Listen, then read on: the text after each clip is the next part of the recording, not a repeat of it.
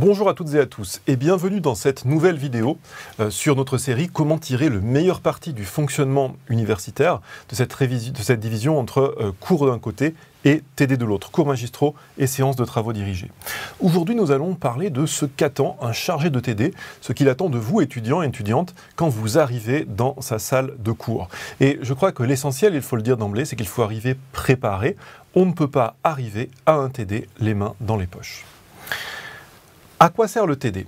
Il sert à plusieurs choses. Il sert à donner une transcription plus concrète du cours magistral dont la vocation est de rester plus abstrait.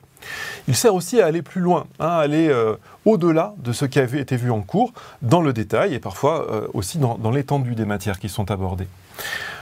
À la fin de votre semestre, on attendra du chargé de TD qu'il transmette une note qui sera la note dite de contrôle continu. Il vous demandera 2-3 exercices différents pendant le cours et ce sera à lui, en lien avec le responsable du cours magistral, de déterminer les modalités de cette évaluation. Cette note, ce sera une partie importante de la note que vous aurez pour la matière et du coup, il ne faut pas négliger les TD de manière générale. Chaque semestre, le chargé de TD, dans chaque matière, vous expliquera les modalités spécifiques liées au cours qu'il assure. Ces modalités, ça peut toucher l'assiduité. Alors, vous savez qu'il y a des normes générales à l'échelle de l'université, à l'échelle de l'école de droit. Mais le chargé de TD actualisera tout cela. La participation, ce qu'il attend par exemple comme exposé ou comme exercice à la maison. Les interrogations écrites qui sont prévues, dans quel calendrier, les galops d'essai éventuels.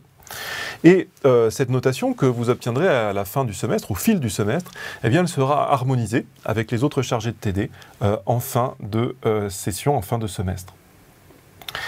Les chargés de TD, très souvent, gardent quand même une liberté dans le type d'exercice qu'ils proposent, dans un dialogue, bien sûr, avec le responsable du cours. Et vous avez une variabilité comme ça dans les exercices qui peuvent vous être proposés.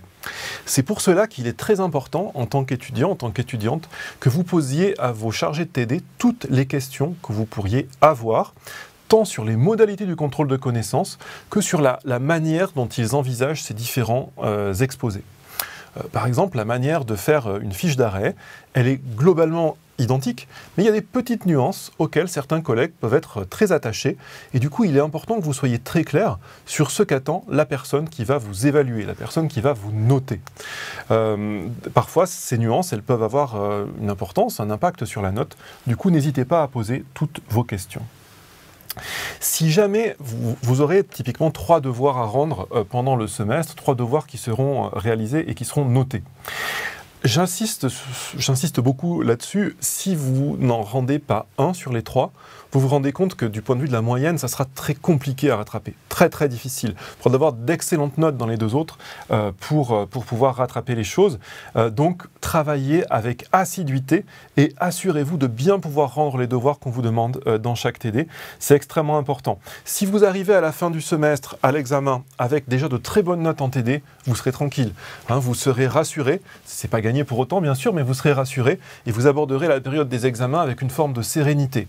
Si vous avez des notes qui sont vraiment mauvaises, les examens auront beaucoup plus d'enjeux et ça sera beaucoup plus tendu, beaucoup plus difficile pour vous. Donc vraiment, soyez extrêmement vigilants là-dessus.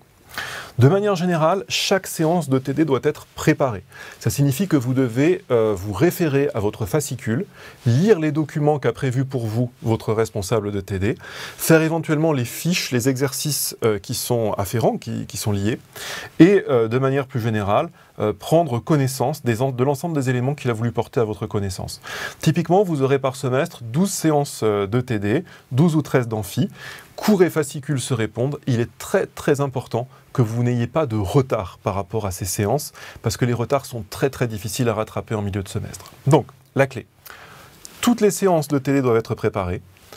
Vous devez impérativement fréquenter assidûment votre fascicule, qu'il soit en version papier ou en version numérique, et jouez bien le jeu de ce rapprochement entre le cours et le TD, parce que c'est en tirant parti des forces des deux, en rapprochant les contenus dont vous bénéficierez des 2 côtés, que vous ferez le meilleur profit de vos études juridiques.